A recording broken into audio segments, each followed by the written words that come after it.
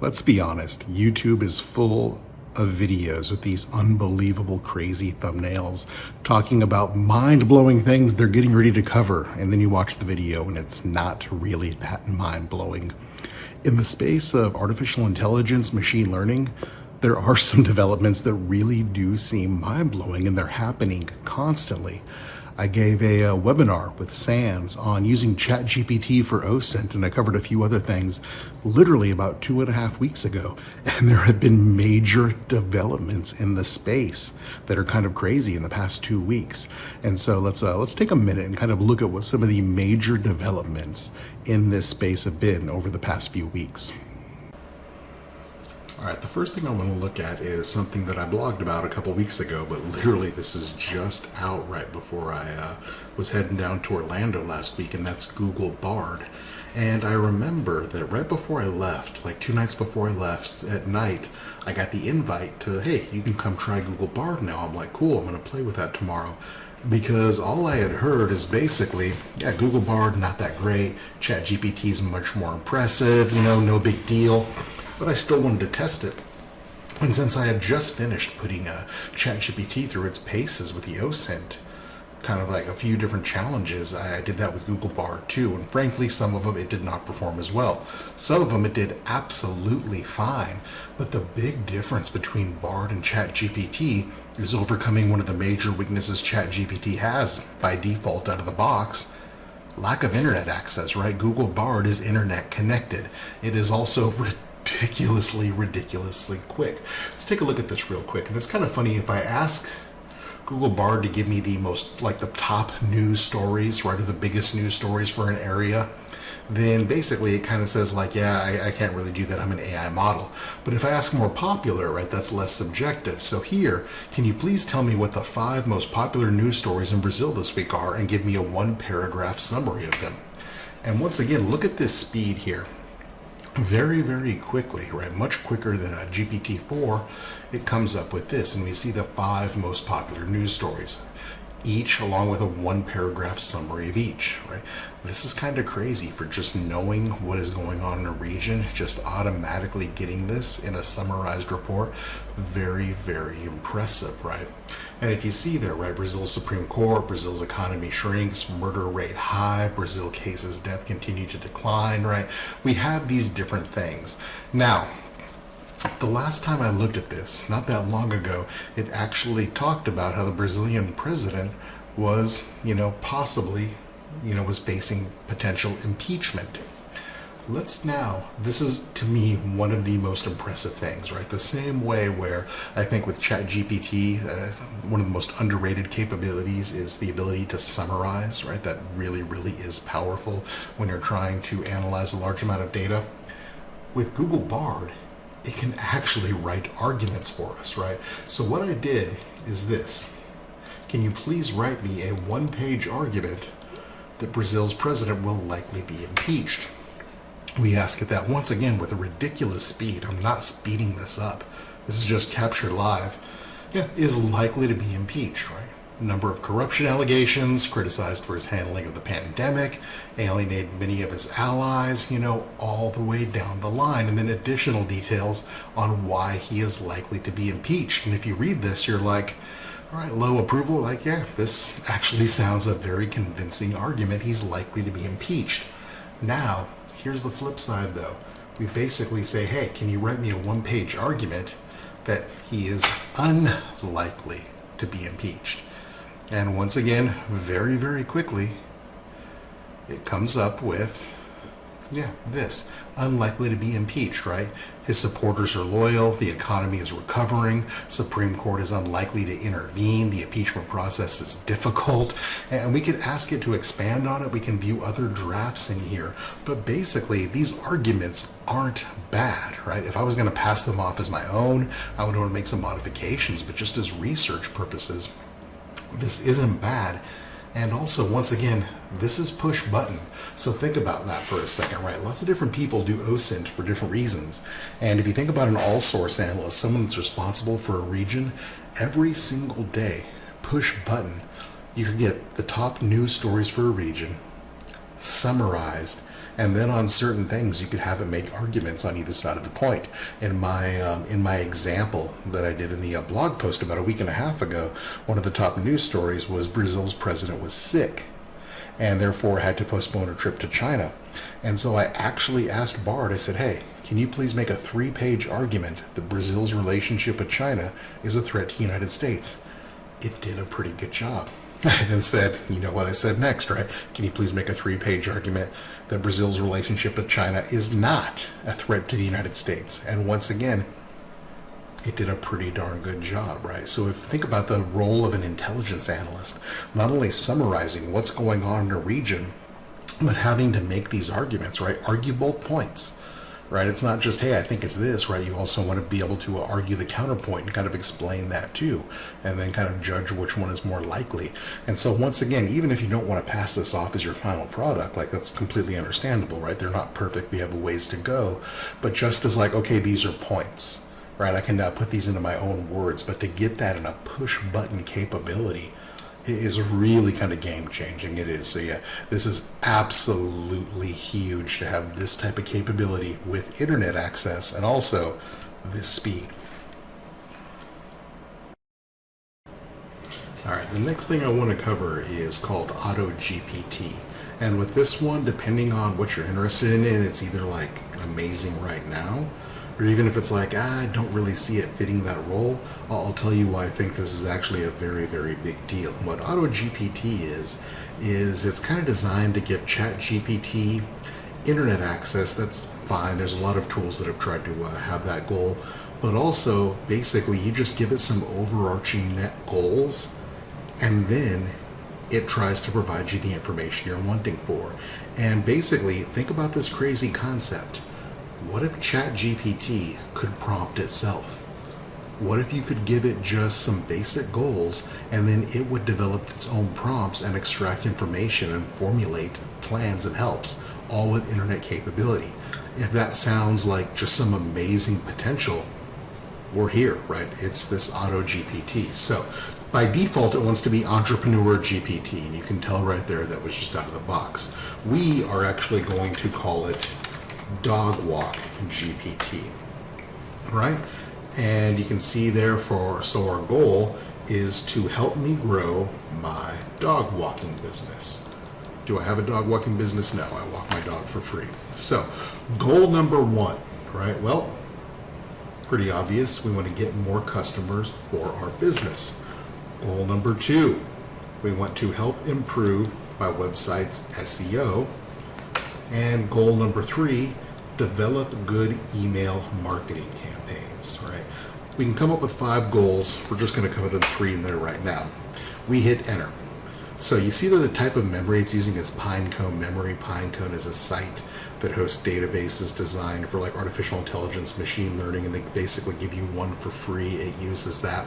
And so you see now, it comes up there, I should start by trying to get more customers since that is the primary goal. You see some more information about it, and you see now it wants to start to run commands to gather information on the internet, parse those, and give it back to us.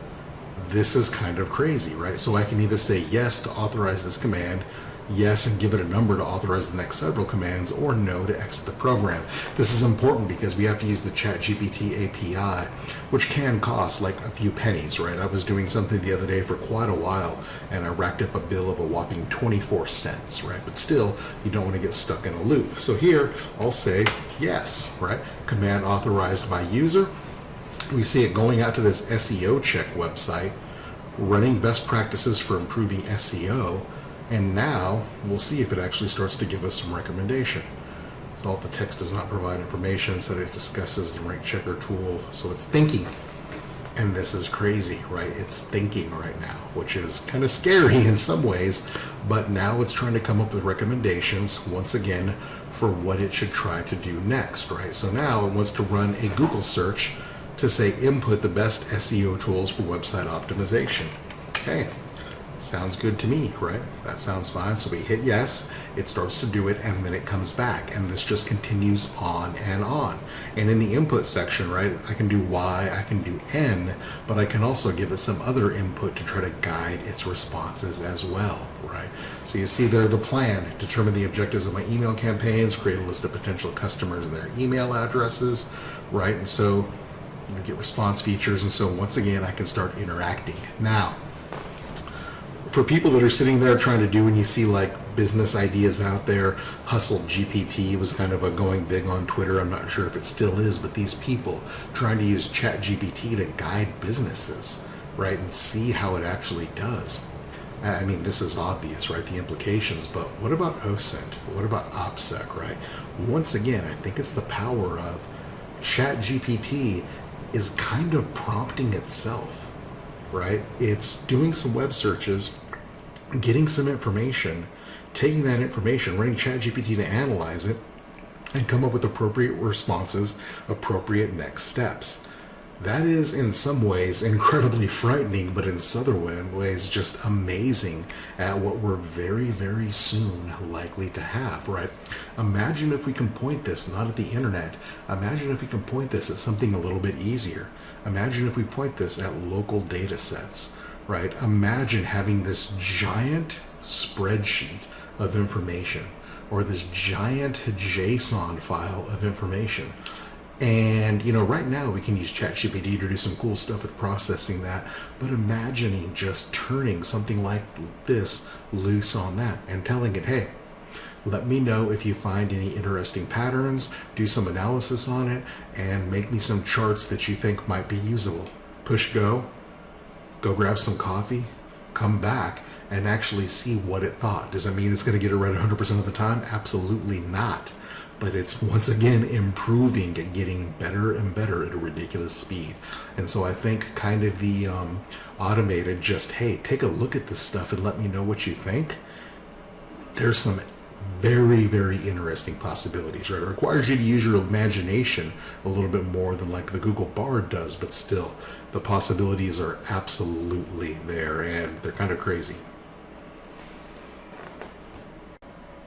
All right, the last one we're going to look at may be the craziest one of them all in some ways, and it's Vicuna. And if you look here, it says Vicuna. It's an open source chatbot, basically kind of like, you know, it says they're impressing GPT-4, and GPT-4 did a smackdown on some of these other large language models that are out there, and they voted Vicuna kind of like the most accurate right now. It said it was about 90% the quality of like the ChatGPT Bard functionality. Now, why in the heck would we care about something that's 90% as good as ChatGPT or Bard, right? Like, why wouldn't we just use those? Here's the crazy part. It's running on our computers. If you look here, I have it running in another command terminal window, but there, 127.0.0.1, localhost, right?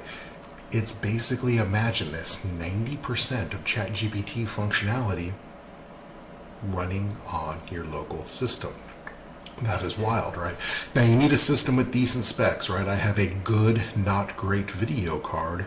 I have a NVIDIA 2070 with 8 gigs of RAM, and this is slow on it. It really truly is. You can run it in CPU mode as well when it uses your RAM if you had a lot of RAM, but once again, that's going to be even slower, right? And for an example of the speed here, you see I say, hey, can you please tell me about yourself? And it says, sure. It starts to explain a little bit about yourself.